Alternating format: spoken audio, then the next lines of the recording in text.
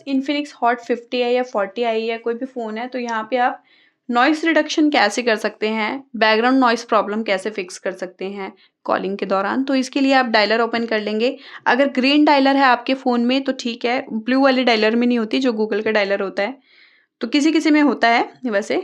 तो आप यहाँ पे डायलर ओपन कर लेंगे, सेटिंग पे क्लिक कर लेंगे। अब यहाँ पे आपको एक्सेसिबिलिटी का ऑप्शन देखने को मिलेगा, एक्सेसिबिलिटी, एडवांस सेटिंग, एक्सेसिबिलिटी, और यहाँ पे एआई नॉइस रिडक्शन ऑन कर देंगे। तो बैकग्राउंड में जो भी आपका फालतू का इधर उधर का आवाज़ है गली वली का, वो सब नहीं आता है। वॉइस बिल्कुल क्लियर एंड क्रिस्टल आती है।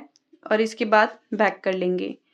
ठीक है, इसी टाइप की इंटरेस्टिंग वीडियोस के लिए आई बटन पे क्लिक कर लेंगे। वीडियो पसंद आए लाइक शेयर सब्सक्राइब ज़रूर कीजिए। मिलते हैं नेक्स्ट वीडियो में, तब तक के लिए नमस्कार।